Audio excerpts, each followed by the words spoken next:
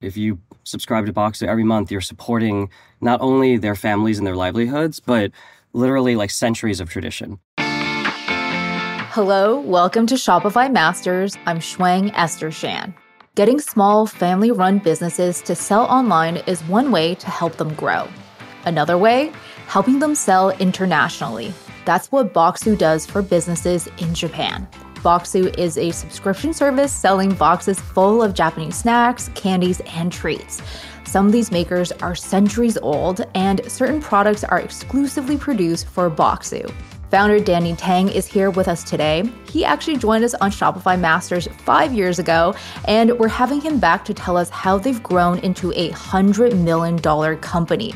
Oh, and we're also going to sample some Bokksu snacks by going through one of the boxes together. Danny, thank you so much for joining us. Thank you for having me. It's good to be back. Wow, I can't believe it's been 5 years. When you said that, I was like a little shocked. Time has flown. I know. Well, so glad to have you back on the show. Certainly so much has changed, and Bokksu has grown so much since 2018. You've doubled the subscriber base every single year since 2018. What do you think attributed to the growth? There's, a bunch of things, right? When I first talked to Shopify Masters, I think I had only like 4 employees, maybe. Like we were a really small, scrappy team, totally bootstrapped. But also one is that like I've hired the good people, I've gotten the right people in place and like grown the business, done the right kind of paid media stuff, but also really taken advantage of any type of upswing opportunities. A lot of times it's about like surviving and being positioning yourself for when lucky times happen. And for us, one of them was just like many other people, like the pandemic. Like it was really terrible in a lot of ways, and especially supply chain and shipping and of course all the normal pandemic stuff. But like a lot of people were really hungry for experiences and foreign snacks and like tasting new flavors. And so Bokksu was well positioned at that time to kind of really pick up, and people discovered us online. And then we grew a lot for those 2 years during COVID. If I can't take a trip to Japan, I can definitely give some snacks to my friends. So really cool that you were leveraging that momentum. Another aspect is that you've actually reached a lot of customers, and I think you're shipping to over 100 different countries now. What were some of the strategies you used to actually keep shipping costs at a minimum during that time? It was pretty intense. I'm not going to lie. During that time, shipping costs went through the roof. I think a lot of people are familiar with that. If you're shipping domestically in America, it did go up, but if you're shipping internationally, it like doubled, tripled, even more sometimes, because you couldn't use the same solutions you're using before. Like global shipping just came to a standstill and only a few carriers were even still going. And for example, in our case, before COVID, we were shipping about 100% of our parcels through Japan Post, so through the Postal Service network, which, as you imagine, is like relatively affordable. But then Japan Post suspended shipping to pretty much the whole world, over 200 countries in April 2020. And our business came to almost like a grounding standstill. I thought that I would have to just close up shop because I couldn't ship anymore, even though there was a lot of demand at that time. And so for us, it was that I fortunately worked really hard during that time period for 2+ weeks to reach out to my whole network, talk to everybody in logistics, freight forwarding, introduce me, help me. And I had conversations with well over 30 different possible vendors. And most of them couldn't do what we wanted. And most of them were too expensive. But I fortunately found one that was able to come up with this kind of solution for us, where we kind of first bulk ship the boxes over and then we kind of ship them domestically in America, as opposed to doing direct to consumer. Still direct to them, but it kind of allows us a kind of alternative method of sorts. And that allowed us to keep shipping costs. It was still more expensive, but it wasn't double or triple. And that allowed us to keep shipping during a time when a lot of people actually had to stop. Sounds like you were being creative with the fulfillment process. And of course, during the last few years, there's definitely been more subscriber fatigue as well. What have you done in the last few years to keep subscribers re-engaged during that time?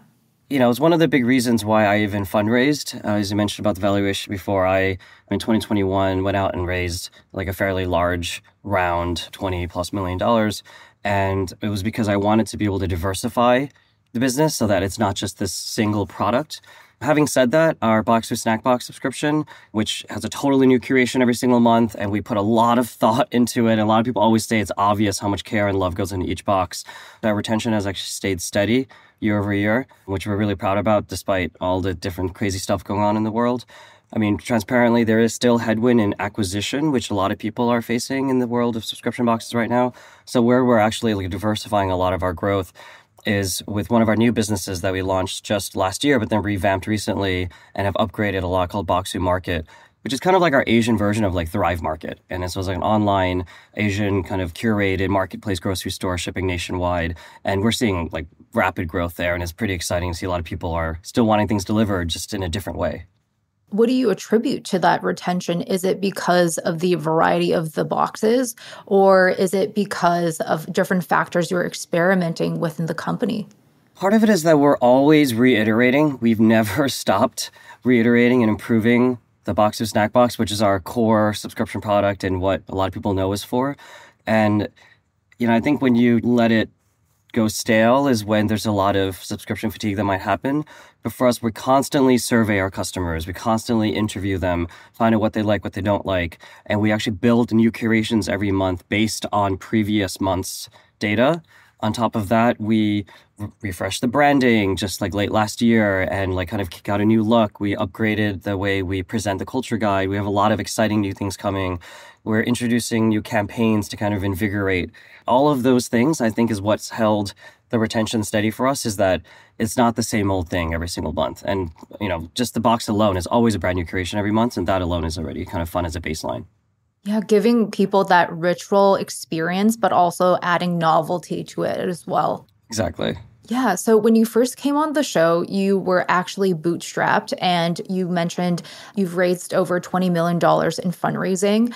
What do you think changed that allowed you to receive that funding? And do you feel like yourself or your mindset has changed during that process as well? That's a great question. So first question to answer is that, yeah, what like changed around, right? I mean, there was probably two things. One, and this was a smaller part of it, is that as the years have gone by, there has been this growing understanding and acceptance of Asian flavors and this rising tide of like, there's a whole bunch of other kind of rising, crushing Asian food brands out there right now, from like When Coffee Supply to Fly by Jing and Imi and Sanzo and Omsom. A lot of folks are aware of a lot of these brands. And like these brands didn't even exist back in the day. Like when I started, there was almost no other ones. And so investors just didn't even understand why anybody would care about Asian flavors. But then as I was growing, these also just started and also were growing. And I think the whole pie grew and the exposure helped. But number two, in a much bigger way, was that people were just super impressed. We went from bootstrapped, and we were already growing pretty steadily there. But a good example is that from like 2018 to 2021, in those 3 years, our revenue essentially 10x'd during that time period. And we also in 2021 flipped to EBITDA profitability at that time. And so that was like mind-blowing for a lot of investors too, that less than 5 years from launch, because we launched April 2016, we were able to achieve over 20 million ARR and get to profitability. And so like they knew that something was going right. I mean, this is way beyond product market fit. And I had a really big vision for Bokksu Market and all these other things I wanted to expand. So all of that came together well for a pretty successful fundraising story. And to answer the second question, it has changed everything for me. I'm so glad I did it. A lot of people ask me a lot of times, why did you even fundraise if you were already profitable? Like, why would you give up equity? Like, won't you want to control your destiny? And I didn't really see it that way. I saw it as like, one, I wanted to de-risk the whole pie because I was just all in at that point. And then two, I'm a first-time founder. So I kind of wanted the advisory of a VC, a seasoned VC who knew the space well. And like my lead investor, Valor Equity Partners / Valor Siren Ventures, they're also the lead in like Misfits Market and Little Spoon and like all these really kind of growing big food brands, GoPuff. And so I knew they could help me go to the next level. But on top of that, it's biggest of all is that it switched me as a founder, as a leader, from a scarcity mindset to more and more of an abundance mindset. And back in the day, like I was so scared to spend at all because there was no money to take risks with and to hire the right people. But having fundraised now, I have a strong executive leadership team. I have the right people in the right places to like take us to anything that goes wrong, we can kind of deal with it. It won't just like kind of put us under. And lo and behold, the last couple of years have been kind of tough in a lot of ways for D2C. And thankfully, we're weathering the storm and then now finding growth in different areas. It's really amazing to hear. And I wanted to highlight the fact that you were one of the first Asian food brands we've had on the show. And then since then, the brands you mentioned like Sanzo, Omsom, Fly by Jing, and Imi, they've all come on the show to talk about their journey. So it's really cool to see you lead the way. So one of the things that funding has helped is actually diversifying the business. Tell us more about Bokksu Market and also that fun Hello Kitty box. It's been a lot of work. It's been really challenging in a lot of ways, but this is kind of what I love. Like being a founder has been the funnest job I've ever had in my life because every few months my job kind of changes. And in addition to just being kind of fun and challenging for me to develop new products, a big part is that I always knew that different products work in markets at different times. Subscription boxes are actually a really great example because I remember back in the day, Birchbox was super hot in the early 2010s, and then they started going down. When I started Bokksu in late 2015, early 2016, already there was like this decline in sub boxes. Everybody was like, oh, sub boxes are dead. Like, why would you even do that? And then they rose up again in like the 2017, 2018 time period, and then certainly during a pandemic. And then now there's like maybe some difficulties again. But I just see it as like, you got to be able to have counter-cyclical products as well as like a diversified, because sometimes you just don't know what's going to hit. As long as each of those products can have positive gross margin and maintain and like grow and such. And so that's one of the reasons why I have my big vision for Bokksu is to become this online premier awesome destination for like Japanese food, snacks, like products, like culture, all of that. And these two that we've launched relatively recently are kind of like different avenues for that. The Hello Kitty box is the world's first and only officially partnered Hello Kitty snack subscription box. We spent a whole year negotiating and planning that deal with Sanrio, and we're really, really excited. We launched that just in April, and really kind of big success there already. A lot of like good positive reviews, and it's just getting beginning from that. And the great thing about a new box is that, you know, a lot of times you can only go up if it has a good product market fit. And for Bokksu Market, that to me is to allow us to kind of target a wider audience, because Bokksu Snack Box and the Hello Kitty Bokksu Box, they both ship from Japan, and they were both these like Japan exclusive, premium exclusive items that you have to kind of pay a premium for it, and the shipping is not cheap to kind of ship these things from Japan.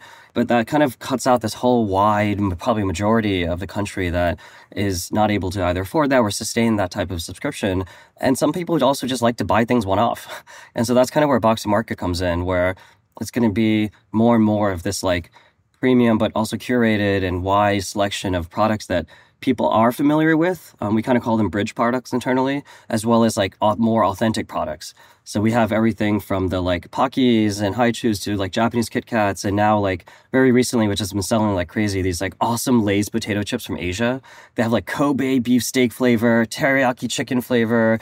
They're so delicious. But and then like to hook people in with these products, and then they can also look for like mochi and like senbei and like sauces, condiments, instant noodles, all of that. And we're seeing that kind of work right now, and people are just like looking to buy these baskets to ship to them. And because that operates out of our own warehouse in New Jersey, we made the decision to take that in-house, the operations, and we launched that warehouse in March. That has changed everything. Like we ship things out with excellence once again. Like everything goes out same day. Things usually arrive next day in like kind of a 10-state radius, and like customers are just reordering like mad. And it sounds like a really interesting way to reach existing customers who might want to experiment with like new snacks or old favorites, and then new customers who are perhaps not into subscription boxes, but are into crazy fun Lay's flavors. So super cool. Exactly. Look, we're trying to create a whole ecosystem where we can capture net new customers that aren't right for this product, but then also potentially cross-sell them to the other ways, and eventually also build a whole membership program that spans across all the different product lines. Very cool. So the last time you were on Shopify Masters, you talked about actually adding teas to the boxes. And we have a clip from your interview that we're going to play. And let's hear it. And then let's talk about teas and Bokksu. I personally love tea. I drink tea every day, multiple times a day, and I want to kind of start building that out a little bit more. Where up until now, we always put in a complimentary tea pairing that kind of goes with the snacks of that month or goes with the theme. In the future, we potentially would work directly with the tea farmers in Japan to kind of create our own Bokksu branded teas. Oh my God. What a blast from the past. Yeah, give us the tea. What's the tea update? So that's amazing. I totally forgot about that. Well, the good news is that we have created a whole bunch of Bokksu branded teas that have gone into the Bokksu snack box. I mean, one big difference from 2018 from now is that we have more direct relationships with makers than before. Like at that time, we probably had maybe like, I don't remember, like 20 plus relationships or more. But now we have over 100 direct relationships with both snacks and tea makers throughout Japan, family businesses and such. And so like it just gives us a lot more flexibility, and our order volume has grown large enough that we can do these custom command builds and things. And so we've created all sorts of teas from like gyokuro to genmaicha to hojicha to like these different types of Japanese roasted teas and such. And it's been pretty awesome. We had considered for a hot minute as well, I think this was in like 2019 or so, making like a tea subscription box, like a Bokksu tea box.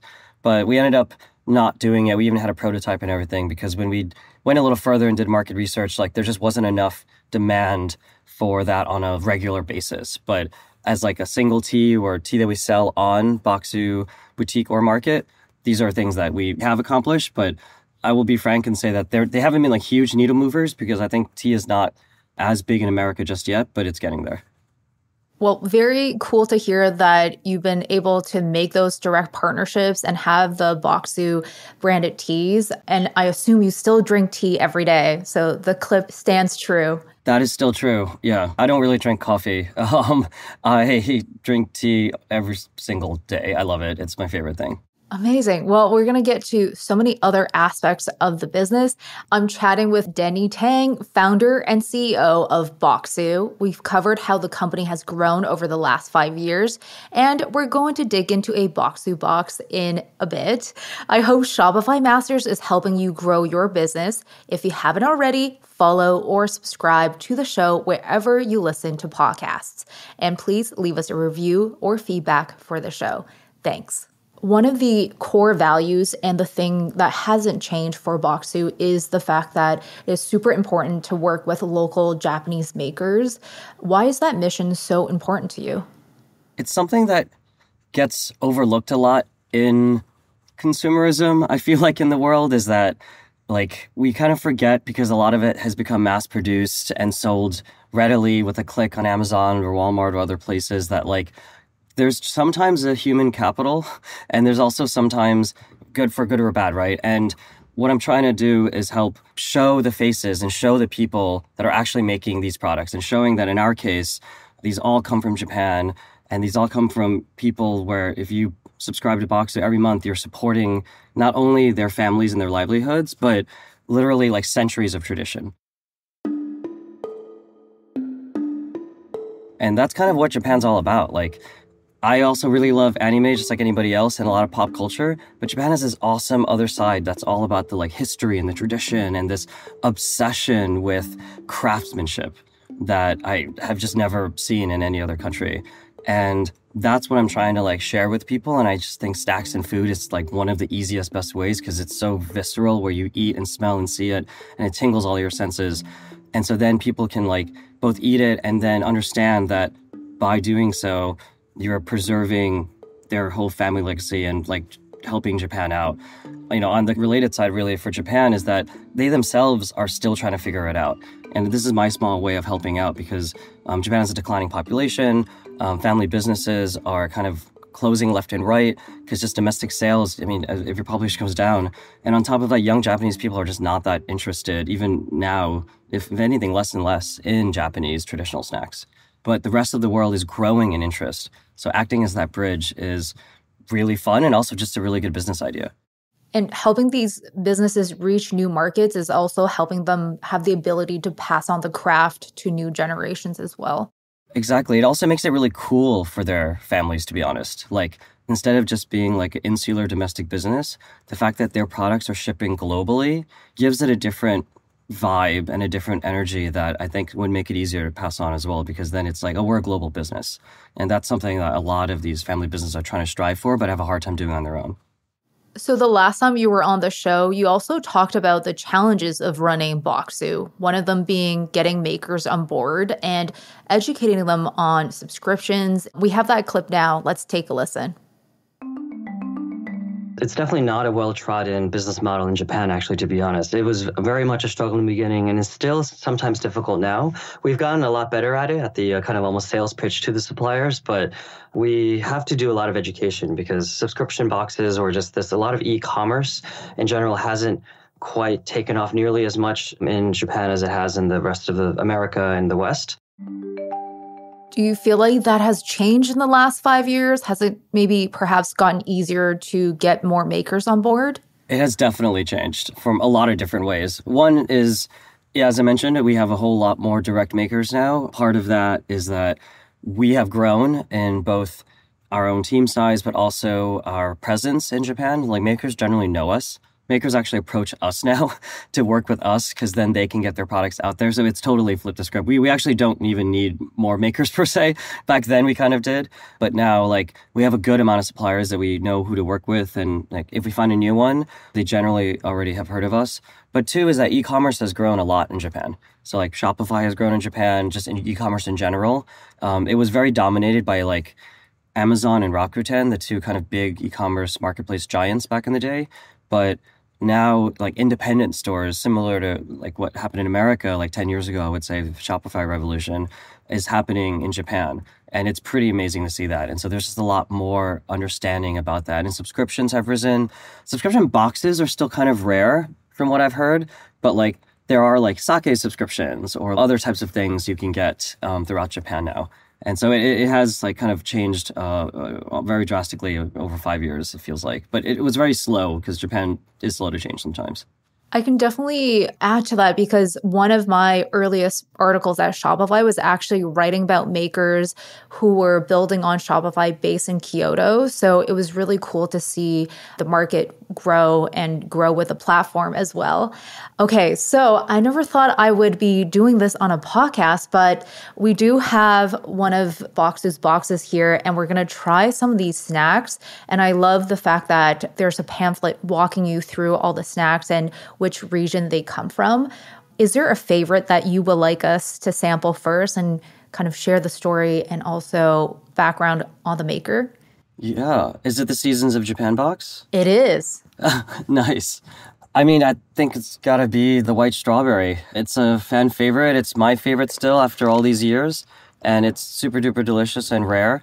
So the story behind that is that it's this one maker in Nagano, Japan, who kind of invented this, I forgot the term, it's some type of like transfusion process or something, where he takes fruit and he like infuses it with liquid chocolate. And it's just like a wild thing. He's like got this patented process. Like we don't really know how exactly it works. And his main flagship product that we now exclusively distribute in America. So we now not only is it a box, but we've gotten to some retail locations throughout the country now too, is this white strawberry, which is a freeze-dried strawberry infused with liquid white chocolate. And it looks very cute and unassuming, but then when you bite into it, it is crunchy, it's smooth, it's tart, it's not that sweet, which is always the highest compliment for me for Asian snacks. And it's just super delicious. I feel like it's such a trippy experience because it looks like a strawberry and it's like perfectly preserved, but it tastes exactly like you described. It tastes like a chocolate, but also still a strawberry at the same time. Yeah. So like people are always like, wait, is this a chocolate dip strawberry? And I'm like, no, the chocolate's inside the strawberry. And they're like, what? I was like, it replaces the water content. And it's just like mind blowing. It feels like every single cell of the strawberry is actually a chocolate. So yes, that makes sense. So the liquid has been replaced. Funny enough, when we were working on the script, I actually wrote in the strawberry looked interesting, and I wondered if this would be one that you picked out, but I'm glad you mentioned it. It looks super cool, and you also have it specifically branded for Bokksu as well, so very cool. What should we try next? Yeah, let's do this. Let's walk us through. I think we should then hit up the, let's go savory next. Sounds good, yes. Let's definitely do the seaweed tempura sudachi citrus chips. Those are still my favorite after years as well. Like we refresh our Season of Japan box. So for clarity, it's the first box every new customer gets because it's like the best hits based on like data, customer interviews, our own taste preferences over the years. So every year or so, we like refresh it. But we have some like mainstays that like we never cycle out because they're just so good. And that's one of them. It's from a Hiroshima maker. And they are a family business and they've been around for a few decades, I believe. And they take fresh seaweed and then they batter them and fry them in this process. And then they use this sudachi citrus, which is a Japanese citrus from that kind of Hiroshima-ish area, which is kind of like a calamansi, if people are familiar with that, but kind of like a sweeter lime. It's crunchy, it's tart, it's salty, and it goes really well with beer, perfectly honest. Everyone has like a nice glass of cold refreshing beer. It just pairs amazingly. I tasted one. It's very addictive. I will need to stop myself because we have more things to talk about, but I love how the citrus really balances it out because you would assume that it would sound kind of salty with the seaweed, but it's perfectly balanced. Yeah, it's surprising because I've had other seaweed import chips before, and sometimes I'm just like, okay, it's fine, it's like whatever, but it's balanced really well, and they have other flavors, and so it's just like really fun to sample through all the different ones. It tastes really crafted, and the beauty of a lot of our products is that it's got a shorter shelf life than most other things, so it's fresher. That's because we can ship it direct to consumer from Japan, and so that allows us to do that, and that's why it's so yummy. Mm-hmm. And are you looking for merchants in different regions so you can represent all of Japan and kind of complement the snacks in different ways as well? That's part of it. We are trying to kind of take customers and subscribers and such through this gourmet journey through Japan. It sounds kind of cheesy, but it's true. Like, I don't want to just show them like Tokyo and Kyoto, right? Which is like what a lot of people already know. And I love those two cities. I mean, I lived in Tokyo for 4 years, but there's amazing food in Hokkaido, one of the best food prefectures because all the agriculture is there. Okinawa has really interesting local delicacies and that's native to there, from black sugar to pineapple to sweet potato. You know, like every region has something. And so it helps keep it interesting as well. And even though Japan's only the size of California, it has like all this amazing kind of different zones and agriculture and food and cultures and things. And so that's what we're trying to show with Bokksu. So it's very purposeful that we have makers all throughout because we literally sometimes have a box that is Hokkaido themed or Kyushu themes or Okinawa. And then we have some that are all prefectures or, you know, we change it up or seasonal or things like that. Yeah. Well, why don't we end the snack tasting? I know that there's close to 14 snacks in here. So 16 unique products. Yes. Yeah, 16 items. But what about something that is outside of the larger regions like Kyoto or Tokyo that is from a region that people might not know about and it's a snack that they probably have never heard of? The 20th century pear biscuit, the pear fromage biscuit is what the wrapper will say. And it's from Tottori Prefecture. It's actually one of the probably least well-known prefectures in Japan. It's on the main island, kind of like a couple hours away from Tokyo. It's this cute little langue de chat cookie, which is a cat's tongue cookie in French, but Japanese people love it, and it's in a lot of different forms, but it's always square in Japan. It's normally a butter sandwich cookie with white chocolate inside, and what this maker did is they also added Tottori's famous 20th century Asian pears. So Tottori's famous for Asian pears, and they kind of mixed that in, and it's like really fragrant, really delicious, really not too sweet again, and beautiful. And it also has a little bit of cheese in it, which is like, you think it's weird, but it's like white chocolate, cheese, pear, and this butter sandwich cookie. I love this snack as well. It sounds like odd combos, but everything works so well together. And it's super delicate, which I think you would assume like a hard cookie with cream wouldn't be delicate, but it is so delicately made. Yeah, that's definitely a cookie to have with really nice tea. It would just pair even better that way together. Yeah. Amazing. Well, I mean, we also know that Japan is kind of having a moment now that it's reopened and every travel vlogger I love is headed towards Japan. How are you building on that momentum for Bokksu? I have been so excited for this. I mean, yes, there was a lot of pent-upness where people couldn't travel to Japan. So then we did see customers say like, oh, I signed up or subscribed because I can't go to Japan, so I want Japan to ship to me. And that's great. But what we actually find is that some of our most diehard fans and members that stay with us forever are ones that have traveled to Japan, that have seen how amazing the food is. Their whole palates and minds are opened, and they go back to their home country, and now they're like, crap, I can't access any of the really delicious food and snacks there anymore. And then they go looking, and then they find us.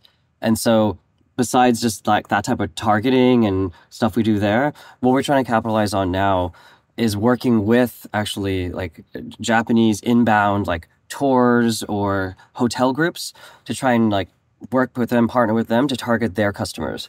Like maybe we can help send them some people, and then for them, they would give a snack product for ours and like email out to their customers afterwards when they go back to after they finish their tours. They're like, hey, if you want a taste of Japan delivered to you, try Bokksu. Here's like a link and a code or something.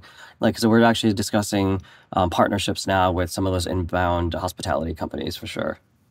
That sounds like such a smart way to reach a new market, and also just capturing individuals when they're finishing their trip and kind of wanting to rethink about their experiences and relive some of those moments. Well, thank you so much for being here, Danny, and thank you so much for walking me through that box together. Super happy to have been here, and thank you. And I love that you were eating it live. That's so fun. Hopefully you'll get to enjoy the rest of it by yourself or with somebody else, the rest of the snacks. It's meant for sharing too, Bokksu Box. It's meant to be enjoyed. Definitely. Well, thank you so much. I mean, probably the funnest episode. So thank you, Danny. Thank you. That's Danny Tang, founder and CEO of Bokksu. And thank you for joining us on this fun and tasty episode of Shopify Masters. Our show is produced by Megan Coyle and Gogo Zoger. Engineers are Miku Betlam and Matt Shorts. Benjamin Gottlieb is our supervising producer, and I'm Shuang Essershan. And you'll hear from us next time on Shopify Masters.